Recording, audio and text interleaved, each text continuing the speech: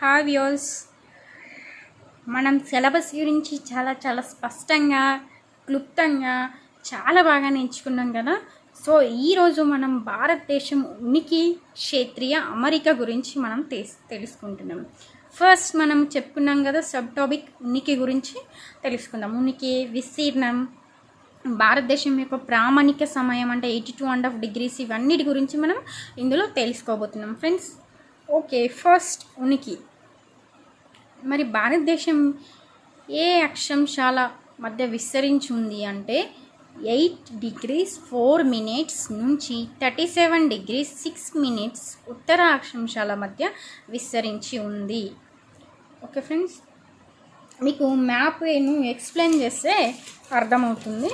So నేను ఇక్కడ map తీసుకున్నా ఫ్రెండ్స్. మ్యాప్ చూడండి.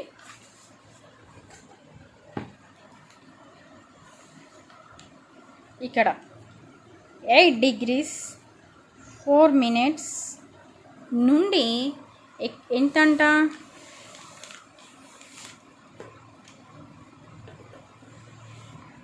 37 degrees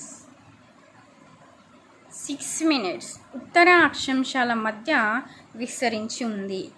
మరి తూర్పు రేఖాంశాలు అంటే ఎక్కడి నుండి తెలుసు కదా, ఐడియా ఉంది కదా ఫ్రెండ్స్. అక్షాంశాలు అంటే అడ్డంగా గీయబడినాయి, ఇలా రేఖాంశాలు అంటే ఇలా పొడవుగా గీయబడినాయి. సో ఎక్కడి నుండి ఎక్కడి వరకు విస్తరించి ఉంది మరి మన రేఖాంశాల పరంగా భారతదేశము అంటే 68 degrees 7 minutes నుండి అంటే ఇట్లా నిలువుగా ఇక్కడ నుండి 97 degrees 25 minutes తూర్పు రేఖాంశాల మధ్య విస్తరించి ఉంది. ఓకే ఫ్రెండ్స్, ఎక్కడెక్కడ ఉత్తర అక్షాంశాల పరంగా భారతదేశము ఏ డిగ్రీల మధ్య భారతదేశము ఉత్తర అక్షాంశాల పరంగా విస్తరించింది ఏ డిగ్రీల నుండి అంటే 8 degrees 4 minutes నుంచి 37 degrees 6 minutes మధ్య విస్తరించి ఉంది. మరి తూర్పు రేఖాంశాల పరంగా అయితే 68 degrees 7 minutes నుంచి 97 degrees 25 minutes మధ్యలో విస్తరించి ఉంది. మరి ఈ నార్త్కి వచ్చేసి భారతదేశం ఇలా రెండు విధాలు, ఇది అంటే భూమధ్య రేఖ ఇట్లా వెళ్తుంది కదా ఫ్రెండ్స్, ఈ విధంగా వెళ్తుంది కదా. కనిపిస్తలేదు. భారతదేశము ఇట్లా వెళ్తుంది, భూమధ్య రేఖ ఈ విధంగా వెళ్తుంది. ఇటున్న భాగాన్ని దక్షిణార్ధగోళమని, ఇటున్న భాగాన్ని ఉత్తరార్ధగోళమని అంటాం. అంటే ఉత్తర అక్షాంశాలను ఉత్తరార్ధగోళమని, ఈ రేఖాంశాల పరంగా విస్తరించినటువంటి దాన్ని పూర్వార్ధగోళాల మధ్య భారతదేశ భూభాగం అనేది విస్తరించి ఉంది. ఉత్తరార్ధగోళంలోను పూర్వార్ధగోళాలలో భారతదేశం అనేది విస్తరించి ఉంది. మరి మనం భారతదేశం గురించి పూర్తిగా ఒక అవగాహన అనేది మనకు రావాలి. అసలు భారతదేశానికి ఉన్నటువంటి పేర్లు ఏంటిది? చాలా పేర్లు పిలిచిండు. మన ముస్లింల పరంగా కానీ, రాజ్యాంగ పరంగా కానీ, హిందుస్థాన్ అని పిలవడం జరిగింది. ఇట్లా చాలా రకాలుగా పర్షియన్ పరంగా కానీ పిలవడం జరిగింది. మనకు అదంతా అవసరం లేదు, ఎందుకంటే హిస్టరీ వచ్చినప్పుడు భారతదేశాన్ని ఏ విధంగా పిలుచుంటారని తెలుస్తుంది. జాగ్రఫీ ఇది మన పాలిటీ వచ్చినప్పుడు ఏ విధంగా పిలుస్తుంది అనేది, ఎకానమీ వచ్చినప్పుడు ఏ విధంగా పిలుస్తుంది అనేది అందులో మనకు అర్థమైపోతుంది.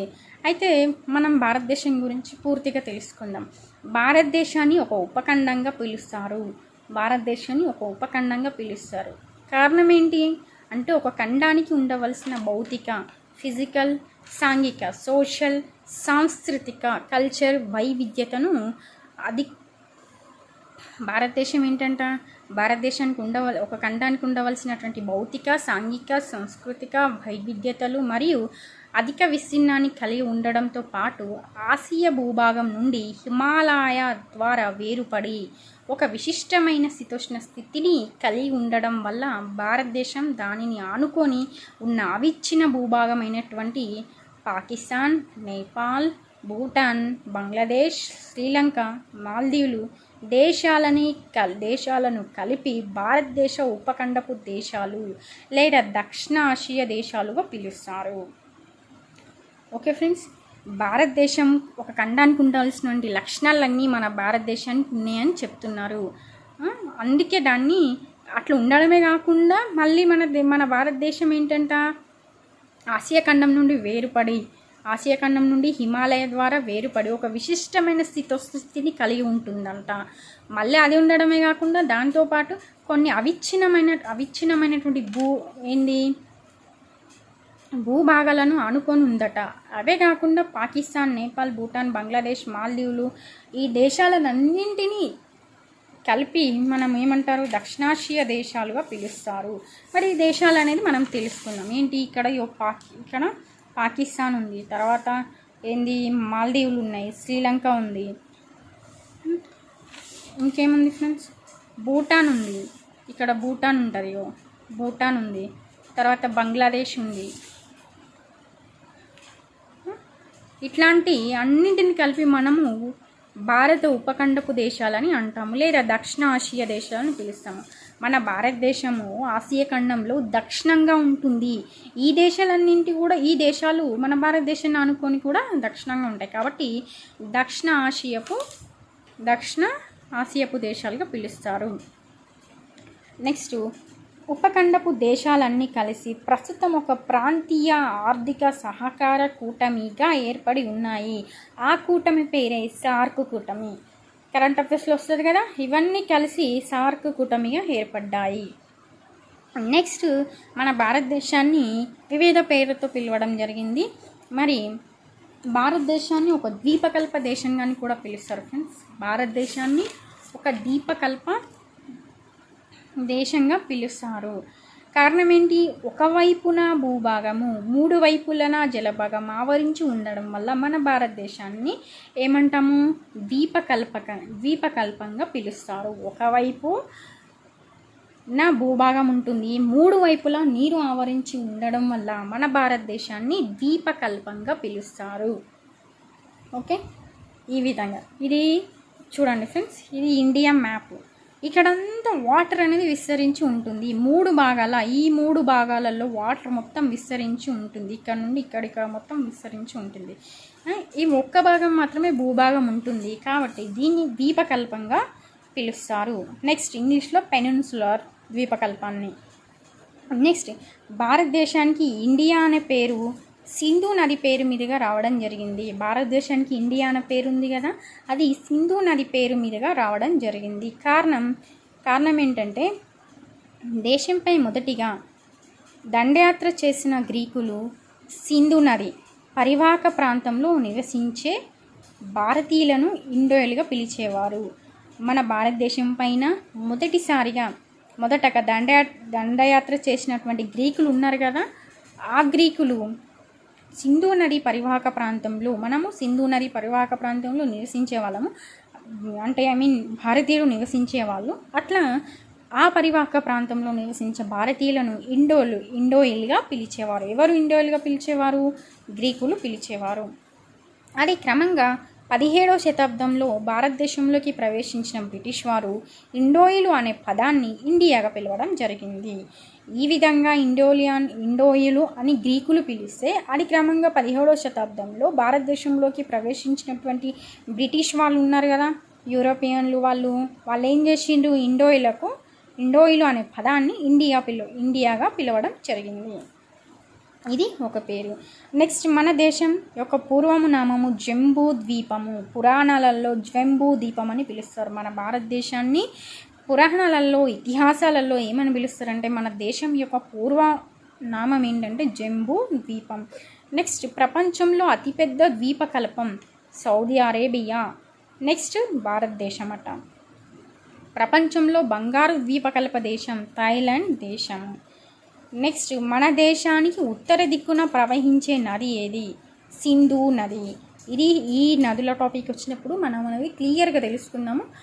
ఓకే ఫ్రెండ్స్, నెక్స్ట్ మనం ఇప్పుడు తెలుసుకోబోయేది ఏంటంటే, ఓకే, అసలు మనం ఆసియా ఖండము మన భారతదేశం ఉంది అని చెప్పుకున్నాం కదా, జస్ట్ ఆసియా ఖండం నుంచి ఒక 4-5 అంశాలు మనం చెప్పుకుందాం. ప్రపంచంలో మొత్తం ఖండాలు 7 ఉన్నాయని తెలుసు. అందులో అతిపెద్దది ఆసియా. ఆసియా ఖండంలో భారతదేశం దక్షిణ భాగంగా ఉంటుంది. చెప్పినా కదా మీకు, భారతదేశము ఆసియా ఖండంలో దక్షిణ భాగంగా ఉంటూ దక్షిణ ఆసియా దేశంగా పిలువబడుతుంది. మరి దక్షిణాసియా దేశాలలో అతిపెద్ద దేశంగా కూడా భారతదేశం అనేది గుర్తింపు పొందింది. ఓకే ఫ్రెండ్స్, అయితే మనం ఆసియా ఖండం గురించి ఒక 4-5 అంశాలు అనేవి మనము చెప్పుకుందాం. ఎందుకంటే ఫర్దర్గా కూడా మనకు చాలా చాలా చాలా ఇంపార్టెంట్, ఎగ్జామ్స్లలో చాలా ఇంపార్టెంట్ 7 ఖండాలు ఉంటాయి కదా. నేను టాపిక్ నుండి వేరే టాపిక్ డైవర్ట్ అవుతలేను, కాకపోతే మనం తెలుసుకుందాం. ఏంది అతిపెద్ద ఖండం, ప్రపంచంలో అతిపెద్ద ఖండం ఆసియా ఖండం. మరి అధిక జనాభా కలిగిన ఖండం ఆసియా ఖండం. ఇందులో వెళ్తున్నటువంటి అక్షాంశాలు 3 ఉంటాయి: కర్కట రేఖ, మకర రేఖ, భూమధ్య రేఖ. ఈవెన్ ఉత్తర ధ్రువం కూడా మనకి ఈ విధంగా ఉంటాయి కదా. ఇది దీంట్లో ఈ విధంగా ఇది భూమధ్య రేఖ, కర్కట రేఖ, మకర రేఖ, కర్కట రేఖ. ఇది ధ్రువాలు, ఇటున్న ధ్రువాలు. ఇందులో ఏం వెళ్తుంది? భూమధ్య రేఖ వెళ్తుంది, దీని ఆసియా దేశం గుండా. తర్వాత కర్కట రేఖ వెళ్తుంది, మకర రేఖ వెళ్తుంది, ఉత్తర ధ్రువం కూడా ఆనుకొని ఉంటుంది. ఇది మ్యాప్ చూస్తే మనకి ఇంకా క్లియర్గా అర్థమవుతుంది. సో ఏంటంటే కర్కట రేఖ, భూమధ్య రేఖ అండ్ మకర రేఖ, ఉత్తర ధ్రువం 90 degreesను కూడా కలిగి ఉంటుంది ఆసియా ఖండం. మరి ఆసియాను అండ్ యూరప్ను వేరు చేసేది లేదా విడదీసేది యూరల్ మౌంటైన్స్, యూరల్ పర్వతాలు. ఆసియాను మరి యూరప్ ఏంది? ఒక ఖండం, ఒక కాంటినెంట్, ఒక ఖండం. యూరప్ ఖండాన్ని ఆసియా ఖండాన్ని వేరు చేసేది ఏంటి అంటే యూరల్ పర్వతాలు. మరి యూరప్ ఆసియాను కలిపేది ఏంటి అంటే యురేషియా అంటారు. యూరప్ ఆసియాను కలిపేది ఏంది? యురేషియా అంటారు. ఓకే, పర్వతాలు అయితేనేమో ఇది యూరల్ పర్వతాలు ఆసియాను యూరప్ను వేరు చేస్తుంది, విడదీస్తుంది యూరల్ పర్వతాలు. ఈ యూరప్ అండ్ ఆసియాను కలిపేదైతేనేమో యురేషియా అంటాం మనం. ఇది ఆసియా ఖండం. ఇందులో 2 అక్షాంశాలు ఏంటి? 2 అక్షాంశాలు అనేది 3 అక్షాంశాలు అనేది వెళ్తాయి. ఏంటి?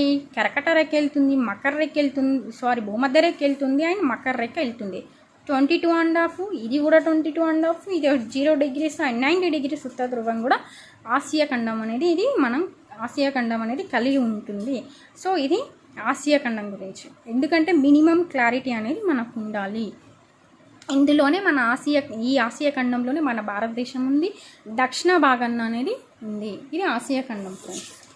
నెక్స్ట్ మరి మనం అంశాల్లోకి వచ్చేద్దాం. మనం ఇప్పటివరకు తెలుసుకున్నటువంటిది ఏంటిది? ఉనికి, విస్తీర్ణం తర్వాత తెలుసుకుందాం. నెక్స్ట్ ఇప్పుడు ఏంది? కర్కట రేఖ గురించి, ట్రాపిక్ ఆఫ్ క్యాన్సర్ గురించి తెలుసుకుందాం. ఇంగ్లీష్లో కర్కట రేఖను ట్రాపిక్ ఆఫ్ క్యాన్సర్ అని మనం అంటాం. కర్కట రేఖ దీన్ని 23.5 degrees కర్కట రేఖ. ఉత్తరాక్షాంశాలను కర్కట రేఖ అంటారు. 23.5 ఉత్తరాక్షాంశాలను కర్కట రేఖ అంటారు. Tropic of cancer. ఈ రేఖ మన దేశం గుండా 8 రాష్ట్రాల గుండా వెళ్తుంది. ఈ రేఖ మన దేశం గుండా వెళ్తుంది, ఇలా వెళ్తుంది. ఇది ఓకే. ఇది ఎన్ని రాష్ట్రాల గుండా వెళ్తుంది అంటే 8 రాష్ట్రాల గుండా వెళ్తుంది. ఏమేంటంటే మనం చూద్దాం. గుజరాత్, రాజస్థాన్, మధ్యప్రదేశ్, ఛత్తీస్గఢ్, జార్ఖండ్, వెస్ట్ బెంగాల్, త్రిపుర, మిజోరం. ఈ 8 రాష్ట్రాల గుండా కర్కట రేఖ మన భారతదేశం గుండా వెళ్తుంది. ఓకేనా? మరి అవేమేంటో మనం తెలుసుకుందాం. ఇక్కడ గుజరాత్, రాజస్థాన్, తర్వాత మధ్యప్రదేశ్, నెక్స్ట్ ఏంటి? జార్ఖండ్, ఛత్తీస్గఢ్, వెస్ట్ బెంగాల్, త్రిపుర, మిజోరం. ఈ 8 రాష్ట్రాల గుండా కర్కట రేఖ వెళ్తుంది. Okay, understood? మరి దీనికి టిప్ మనం పెట్టుకున్నటువంటి పేరు ఏంటంటే రాచగుమ జపత్రియా. రా రాజస్థాన్, ఛ ఛత్తీస్గఢ్, గుజరాత్, మా మధ్యప్రదేశ్, జార్ఖండ్, పా పశ్చిమ బెంగాల్, త్రిపుర, మా మిజోరం. ఇది ఇట్లాంటిది. మరి 82.5 డిగ్రీసు ఎక్కువ దూరము ఏ రాష్ట్రంలో వెళ్తుంది అంటే ఎక్కువ దూరం ఏ రాష్ట్రానికి వెళ్తుంది అంటే మధ్యప్రదేశ్. ఫ్రెండ్స్, మధ్యప్రదేశ్లో ఎక్కువ దూరం అనేది వెళ్తుంది. మరి తక్కువ దూరం అంటే రాజస్థాన్లో వెళ్తుంది. ఇది రాష్ట్రాలు. మళ్ళీ రాష్ట్రాలలోని నగరాలకు ఎక్కడెక్కడ టచ్ చేస్తుంది అంటే గుజరాత్లోని గాంధీనగర్లోని, తర్వాత మధ్యప్రదేశ్లోని జబల్పూరు, రాంచీలోని జార్ఖండ్లోని రాంచీ, మిజోరంలోని ఐజ్వాల్. ఈ నగరాలను కూడా 22.5 డిగ్రీస్ కర్కట రేఖ టచ్ చేస్తుంది. సో ఫ్రెండ్స్, ఈ కర్కట రేఖ పైన ఉన్నటువంటి జాతీయ పార్క్ ఏది అని అడిగితే కనహా జాతీయ పార్కు ఈ కర్కట రేఖ పైన ఉంది. కర్కట రేఖ ఏ జాతీయ పార్కును టచ్ చేస్తుందంటే కనహా జాతీయ పార్క్. ఇది ఇంతకుముందు మధ్యప్రదేశ్లో ఉండేది, కానీ విలీనం అవ్వడం వల్ల భూభాగం ఛత్తీస్గఢ్కి వెళ్ళడం వల్ల ఇది కనహా జాతీయ పార్క్ అనేది ఇప్పుడు ఛత్తీస్గఢ్లోకి మారింది. ఇది ఒక న్యూ కరెంట్ అఫైర్స్. చూడండి ఫ్రెండ్స్, ఇక్కడ మనం చెప్పినాము ఏంది, ఈ కర్కట రేఖ ఇట్లా వెళ్తుంది అంటే భూమిని 2 అర్ధగోళంగా విభజిస్తుంది. 2 అర్ధగోళాలుగా విభజిస్తుంది కర్కట రేఖ. ఎట్లా అంటే ఇటు ఈ ఉత్తరాన్ని ఏమో మనము ఉత్తరార్ధగోళం అని, దక్షిణాన్ని ఏమో మనం దక్షిణార్ధగోళం అని అంటాం. ఈ ఉత్తరార్ధగోళానికి మరో పేరే ఉపాయన రేఖ ప్రాంతం అని అంటాము. ఉత్తర భాగాన్ని మరొక రకంగా ఏమని పిలుస్తామంటే ఉత్తర భాగాన్ని ఉపాయన రేఖ ప్రాంతం అని పిలుస్తారు. అక్షాంశాల పరంగా భారతదేశము పూర్తిగా ఉత్తరార్ధగోళంలో ఉంది. 30 అక్షాంశాలు 30 అక్షాంశాలను కలిగి ఉంది. మరి దక్షిణార్ధ భాగాన్ని ఆయన రేఖ ప్రాంతం అని అంటాము. ఇది రేఖాంశాల పరంగా పూర్వార్ధగోళంలో ఉంది. ఓకే, అక్షాంశాల పరంగా భారతదేశము ఎక్కడుందంటే ఉత్తరార్ధగోళంలో ఉంది. మరి రేఖాంశాల పరంగా భారతదేశం ఎక్కడుందంటే పూర్వార్ధగోళంలో ఉంది. ఇది కూడా 30 రేఖాంశాల పరంగా ఉంది. మరి ఇక్కడికి పొడవు ఎంత అంటే 3214 కిలోమీటర్స్. ఫ్రెండ్స్, 3214 కిలోమీటర్లు పొడుగుని ఉత్తరార్ధగోళం నుండి దక్షిణార్ధగోళం వరకు కలిగి ఉంది. వెడల్పు అయితేనేమో 2933 కిలోమీటర్లు పశ్చిమం నుండి తూర్పుకు వెడల్పును కలిగి ఉంది. ఇది కర్కట రేఖ. అయితే ఇందాక చెప్పిన ఏమని అదే మన భారతదేశం గుండా ఇది ఏంటి, ఈ కర్కట రేఖ వెళ్తుంది, తర్వాత గ్రీన్ స్ట్రైక్ వెళ్తుంది. ఇది వచ్చినప్పుడు చెప్తా. అయితే 3 రేఖలు పోతున్న ఖండం ఏంటంటే ఆఫ్రికా ఖండం గుండా 3 రేఖలు పోతున్నాయి. కర్కట రేఖ పోతుంది, మకర రేఖ పోతుంది, భూమధ్య రేఖ పోతుంది. ఓకే, కర్కట రేఖ పోతుంది, మకర రేఖ పోతుంది, భూమధ్య రేఖ. ఈ 3 అనేటివి పోతున్నాయి.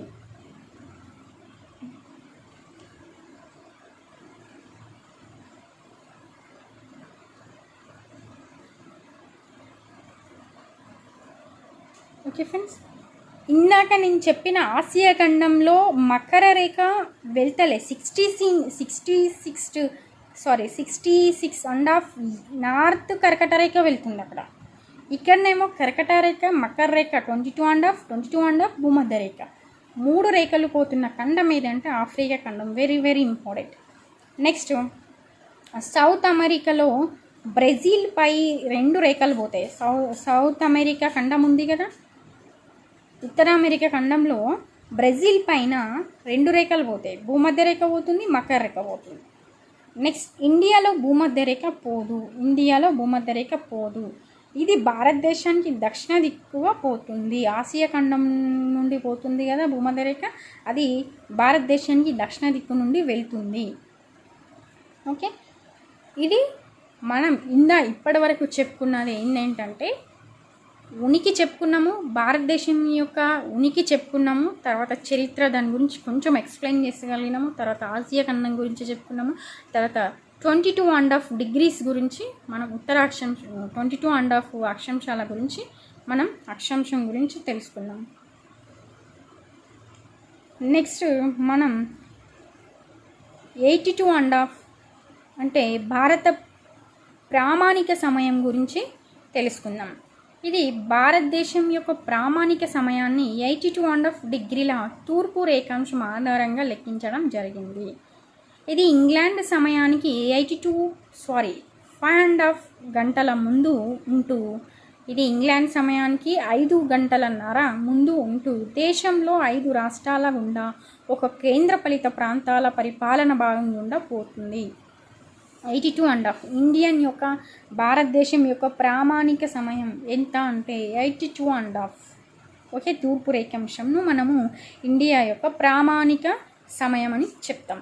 అయితే ఈ ప్రామాణిక సమయం అనేది మన భారతదేశంలో 5 రాష్ట్రాల గుండా ఒక కేంద్రపాలిత ప్రాంతం గుండా వెళ్తుంది.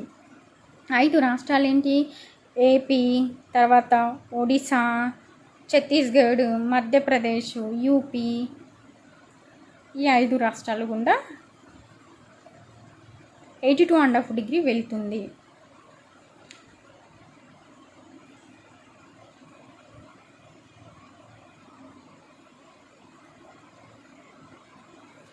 అది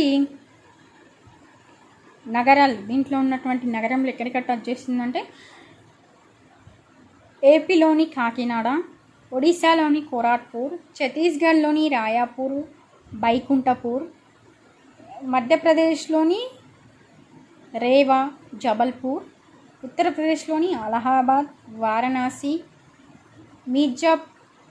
మీర్జాపూర్లోని శంకర్కోట దగ్గర వరకు టచ్ చేస్తుంది ఈ 82.5. కేంద్రపాలిత ప్రాంతం అయితేనేమో పుదుచ్చేరి ఇక్కడ ఉంటుంది ఫ్రెండ్స్. ఇదిగో పుదుచ్చేరి. ఈ పుదుచ్చేరి కేంద్రపాలిత ప్రాంతం అని అడిగితే మనకు పుదుచ్చేరి అని చెప్పాలి. లేదా మనము పరిపాలన ఏంటి ఇక్కడ చూడండి, ఇక్కడ పరిపాలన విభాగం అడుగుతానేమో యానం అని పెట్టాలి ఫ్రెండ్స్.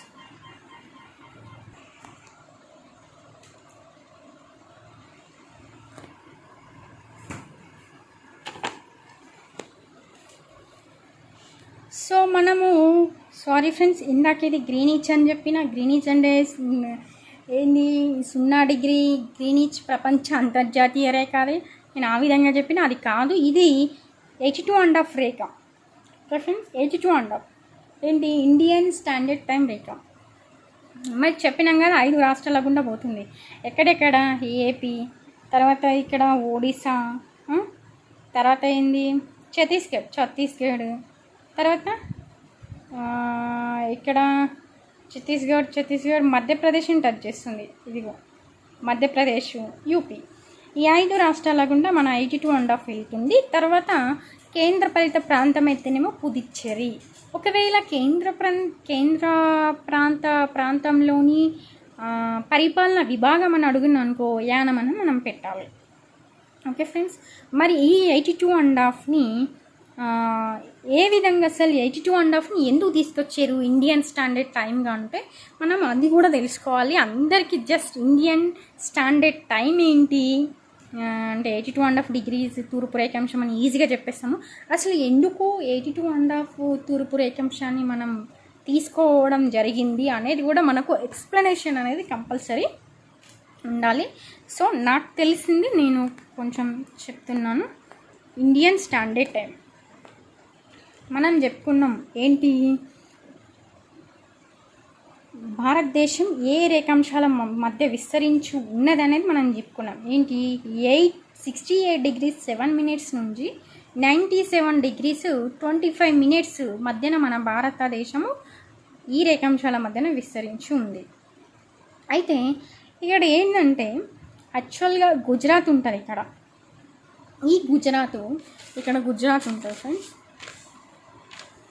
ఇక్కడ ఈ గుజరాత్ కంటే ఇక్కడ ఈశాన్య రాష్ట్రాలలోని అరుణాచల్ ప్రదేశ్ ఉంటుంది. ఈ గుజరాత్ కంటే 2 గంటల ముందు సూర్యోదయము ఎక్కడవుతుంది అంటే అరుణాచల్ ప్రదేశ్లో అవుతుంది. అంటే గుజరాత్ కంటే 2 గంటలు ముందు ఈ అరుణాచల్ ప్రదేశ్లో 2 గంటలు ఎక్కువగా ఉంటుంది. ఇది ఎందుకు ఉంటుంది అసలు అంటే ఒక్కొక్క టైమింగ్ ఒక్కొక్క రకంగా 2 గంటల ముందు ఉంటుంది. ఇలా కాదు, ఇవన్నీ కాదు. మన భారతదేశానికి ఒక స్టాండర్డ్ టైం తీసుకొద్దామని చెప్పేసి వీళ్ళు ఏం చేసిందంటే ఈ విధంగా ఇది మనము ఇక్కడ నుండి ఇక్కడికి విస్తరించి ఉంది అన్నాం కదా. వీళ్ళు ఏం చేసిండ్రు, టోటల్గా వీళ్ళు 68 degrees తీసుకున్నారు. యాక్చువల్గా అయితే డిగ్రీస్ ఇంత మధ్య విస్తరించి ఉంది. ఇక్కడ నుండి ఇక్కడ వరకు విస్తరించి ఉంది. కానీ వీళ్ళు ఏం చేసిండు 68 degrees తీసుకున్నారు. యాక్చువల్గా 68 degrees తీసుకున్నారు. ఇక్కడ 97 degrees 25 minutes కదా. ఎంత తీసుకున్నారు 97 degrees తీసుకున్నారు. వీళ్ళు ఇది తీసుకోలేరు. వీళ్ళు ఏం చేసిండు ఈ రెండింటి మధ్య డిఫరెంట్ ఎంత, ఈ రెండింటి మధ్య డిఫరెంట్ 30. ఈ రెండింటి మధ్య డిఫరెంట్ 30. ఈ 30 ఇది 82.5 రేఖ ఇట్లా భారతదేశం గుండా వెళ్తుంది. ఈ రెండింటి మధ్య 30 degrees డిఫరెన్స్ ఉంటుంది. ఇవే 30 degrees రేఖాంశాలు అంటారు. మనం మొత్తం ఎన్ని రేఖాంశాల మధ్య విస్తరించిందంటే 30 రేఖాంశాల మధ్య విస్తరించిందని చెప్తాం. ఈ రెండింటి మధ్య 30 degrees తేడా ఉంటుంది. అయితే మన భూమి 1 degree తిరగడానికి 4 నిమిషాలు పడుతుంది. మన భూమి 1 degree తిరగడానికి 4 నిమిషాలు పడుతుంది. అయితే మరి 30 degrees తిరగడానికి ఎన్ని మినిట్స్ పడుతుంది అంటే 30 × 4 = 120 minutes. 120 minutes అంటే 2 hours. 2 hours వచ్చిందా ఫ్రెండ్స్ చూడండి. అయితే వీటి మధ్య తేడా 30 అనుకున్నాము. అయితే మన భూమి 1 degree తిరగడానికి 4 నిమిషాలు పడుతుంది. ఆ 4 నిమిషాలు అండ్ 30 degrees ఇంటూ 120 minutes వచ్చింది 2 hours. ఓకే, ఈ 2 hours వచ్చింది. సో భారతదేశం యొక్క తూర్పు ప్రాంతానికి పశ్చిమ ప్రాంతానికి తేడా ఎంత అంటే 2 hours. చెప్పినా కదా ఇందాక 2 hours ఎట్లా తేడా వచ్చింది, ఇట్లా తేడా వచ్చింది. ఇదంతా కాదు, మనం వీటికి సరిపోయేటటువంటి టైం తీసుకుందాము. అంటే ఇండియన్ స్టాండర్డ్ టైం ఒక టైంని ఫాలో అవుదామని చెప్పేసి మన వాళ్ళు ఒక టైం తీసుకురావడం జరిగింది. అది ఎట్లా అంటే చూడండి ఫ్రెండ్స్, ఇందాక నేనేం చెప్పినంటే గుజరాత్కి అరుణాచల్ ప్రదేశ్కి 2 గంటలు తేడా ఏ విధంగా ఉంది, పశ్చిమ తీరం నుండి తూర్పు తీరానికి 2 గంటల తేడా ఏ విధంగా ఉందని చెప్పిన. అయితే ఈ 2 గంటలు కాదు, ఇలా కాదు అలా కాదు, మన ఇండియాకి ఒక స్టాండర్డ్ టైం తీసుకురావాలని ఏం చేసిండ్రు వీళ్ళు చూడండి. అయితే 2 గంటల సమయాన్ని సరిచేయడానికి ఏం చేశారంటే ఇక్కడ 68 degreesకి మొత్తం మనం అక్షాంశాలు 30 అని చెప్పుకున్నాం కదా ఫ్రెండ్స్, రేఖాంశాలు 30 అని చెప్పుకున్నాం కదా. ఆ 30ని ఏం చేసిండ్రంటే డివైడెడ్ చేస్తే 15. ఈ 15ని 68 degreesకి కలిపిండు, 83 వచ్చినాయి. మళ్ళీ ఇంకొక 15 ఉంటాయి కదా, ఆ 15ను 98 degreesకి కలిపిండు. ఆ 98 degreesకి ఎంత వచ్చింది 83 వచ్చింది. ఇక్కడ యాక్చువల్గా 98 degrees తీసుకున్నారు, మనం 82 చేసినాం, 98 degrees తీసుకున్నారు. 98 degrees తీసుకుంటే ఈ రెండింటి మధ్య తేడా 30 అనేది వచ్చింది. ఈ 98 degreesకి 15 కలిపింది, 82 వచ్చినాయి. అయితే కానీ యాక్చువల్గా ఇది ఇంత కాదు కదా, ఎంత ఉంది 68 degrees 7 minutes ఉంది. ఇది 97 degrees 25 minutes ఉంది. యాక్చువల్గా ఇంత కాదు. అయితే వీళ్ళు ఏం చేసారు, ఇదంతా కాదు, ఇది ఇప్పుడు దీనికి 15 అక్షాంశాలు కలుపుతానేమో 15 అంటే 15 యాడ్ చేస్తేనేమో 83 వచ్చింది. దీనికి 15 యాడ్ చేస్తేనేమో 83 వచ్చింది. డిగ్రీలు ఇవి డిగ్రీలు అక్షాంశాలు అంటే 2 30 వస్తుంది తేడా. దీంట్లో నుండి 15 దీనికి కలిపిండ్రు, దీంట్లో నుండి 15 దీనికి కలిపారు, 82 వచ్చింది. యాక్చువల్గా వీటి యొక్క స్థానం ఇది కాదు కదా, ఇదంతా కాదు, 82 వచ్చింది. వీళ్ళకి కరెక్ట్ టైం రావాలి 82. అయితే మళ్ళీ ఒకసారి చెప్తా ఫ్రెండ్స్, వినండి. ఈ రెండింటికి మధ్య తేడా ఎంత? 30. సో 30లో నుండి 15 తీసివేసి 68కి కలపగా 83 వస్తుంది. అట్లాగే ఏంటి చూడండి, 15ను 98కి తీసివేస్తే, సారీ ఫ్రెండ్స్, ఇక్కడ మైనస్ చేయాలి. ఓకే, ఇక్కడ మైనస్ చేయాలి, ఇక్కడ కలపాలి మనం. ఈ 30ని ఇక్కడ కలపాలి, సారీ ఈ 15 ఇక్కడ కలపాలి. 30లో నుండి 15 కలిపేయాలి. ఇక్కడ 98 నుండి 15 తీసివేయాలి. తీసేస్తే 83 వస్తుంది. సో ఇదంతా కాదు, కానీ ఇవి ఖచ్చితమైనటువంటి కొలతలు కావు. అసలు యాక్చువల్ కొలత ఎంత? 68 degrees 7 minutes, 97 degrees 25 minutes. So వీళ్ళు ఇవి కూడా ఖచ్చితంగా తీసుకున్నారు. అంటే 82 కాకుండా ఇవన్నీ కన్సిడర్ చేసి వాళ్ళు ఏం తీసుకున్నారు? 82.5. సో 82.5 తీసుకున్నారు. ఈ విధంగా 82.5 అనేది వచ్చింది. యాక్చువల్గా అయితే 83 వచ్చింది, కానీ వాళ్ళు ఏం చేసిండ్రు? వీటిని కూడా కన్సిడర్ చేసి 82.5 degrees తీసుకున్నారు. 82.5 తూర్పు రేఖాంశం తీసుకున్నారు. సో ఈ విధంగా 82.5 వచ్చింది. 82.5 ఈస్ట్గా తూర్పుగా మారింది.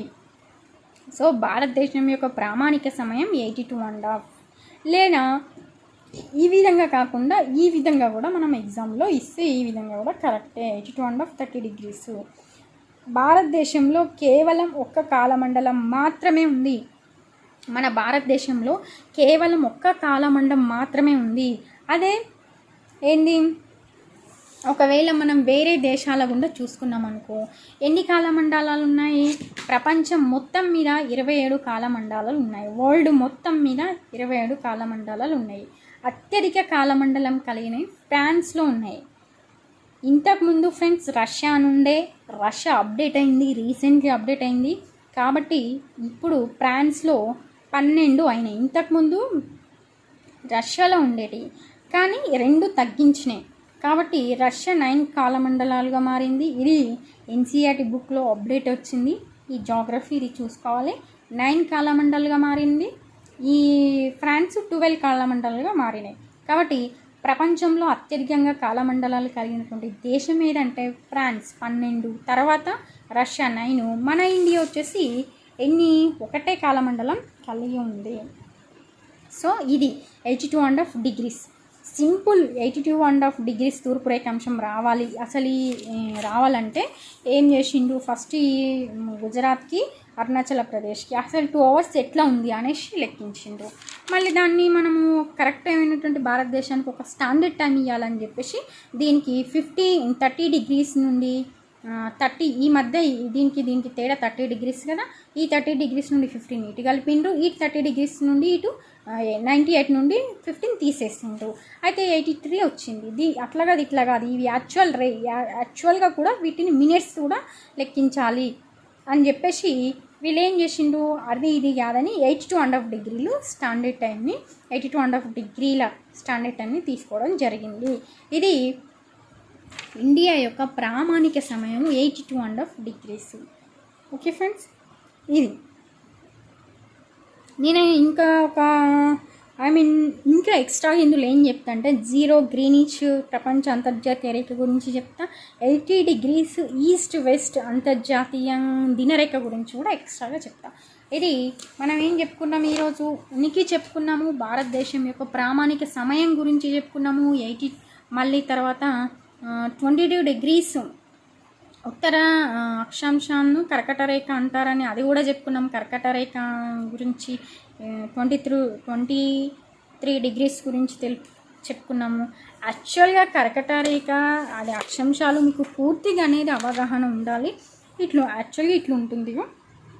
అంటే ఎక్కడెక్కడ ఏవే విస్తరించి ఉన్నాయి, temperate zone, tropic of Cancer, torrid zone, equator, tropic of Capricorn, south temperature, frigid zone, ఇవన్నిటి ఇది యాక్చువల్గా మీకు అక్షాంశాలు అనేది క్లియర్గా అర్థమైపోతే ఈ వేటి మధ్యన విస్తరించున్నాయి ఇవి కూడా అర్థమైపోతే మీకు దాదాపుగా ఉనికి అనేది క్లియర్గా అర్థమవుతుంది. ఇది వరల్డ్ జాగ్రఫీ.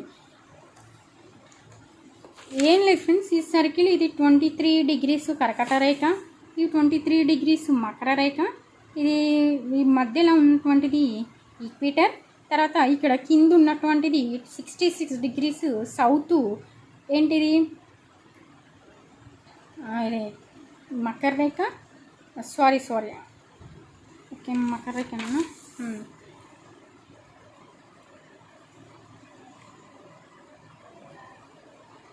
అంటార్టిక్. ఇక్కడ వచ్చేసి 66.5 నార్త్ ఆర్కిటిక్ వలయం. ఇవన్నీ ఇట్లుంటాయి. తర్వాత ఇక్కడ సౌత్ పోల్ 90 degrees, ఉత్తర దక్షిణ పోల్ 90 degrees.